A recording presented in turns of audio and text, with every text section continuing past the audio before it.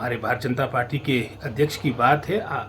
होता ये बेहतर था कि जितनी बड़ी आपदा प्रदेश पे आई, इन बातों को लेकर मैं समझता हूँ कुछ ये केंद्र में जाकर, क्योंकि 7 में से 6 सांसद इनके हैं और इतनी बड़ी त्रासदी हिमाचल प्रदेश में जिसका कहीं पर भी आज तक के हिमाचल के इतिहास में वर्णन नहीं।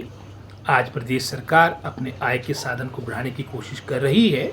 कहीं इस तरह की कोई, अगर मैं समझता हूँ कोई इस तरह का प्रभाव पड़ रहा होगा कि उसमें बहुत प्रभाव हमारे स्थानीय जनता जनार्दन पे पड़ रहा होगा, तो निश्चित रूप में इन बातों को लेके पुनर्विचार करेंगे।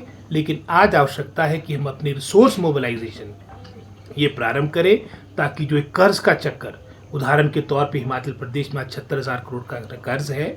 हर व्यक्ति, चाहे वो पत्रकार की बात है, चाहे नेताओं की बात है, चाहे स्थानीय जनता जनार्दन की बात है, हर व्यक्ति पर 1,02,000 का कर्ज है। इस कर्ज से हम कैसे बाहर आए? देनदारियाँ लगभग 10,600 करोड़ के विलंबित है, जो हमने डीए के रूप में, हमने अपने ग्रेच्युटी के रूप में अपने पेंशनर्स को, अपने कर्मचारियों को देना है। तो मैं समझता हूँ बेहतर था ये भारतीय जनता पार्टी के हमारे नेता केंद्र में जाते, प्रदेश सरकार की मदद करते। लेकिन वही बात है कि बातें बड़ी बड़ी हुई, दर्शन छोटे हुए। कोई भी राहत मात्र 200 करोड़ की प्रदेश सरकार को बुरे वक्त में मिली नहीं। अब 24 का चुनाव आ रहा है कि 24 के चुनाव के मद्देनज़र शायद कुछ ये हमारे को राहत दे, वो अलग बात है। लेकिन हम माननीय मुख्यमंत्री सुखविंदर सिंह सुक्खू जी के आभारी है, जिन्होंने विशेष एक आर्थिक पैकेज जो प्रभावित लोग के लिए लाया है।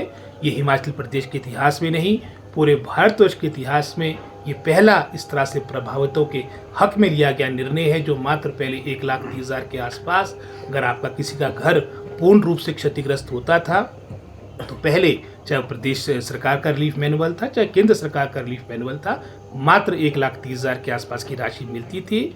इसमें आज को बढ़ाकर 7 लाख किया गया है। कितना प्रतिशत बढ़ा है आप समझ सकते हैं।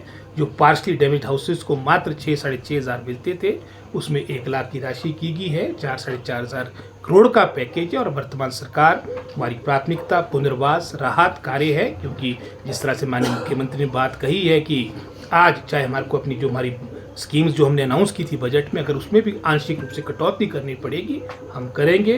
क्योंकि सबसे महत्वपूर्ण प्रदेश सरकार का पुनः हमारी जो एक तरह से जो सामान्य जनजीवन है उसको पटरी पे लाना है। और हमारा पहली प्राथमिकता वर्तमान में हमारे राहत कार्य, पुनर्वास, रिहेबिलिटेशन है। और इस सोच के साथ हमारी सरकार आगे कार्य कर रही है।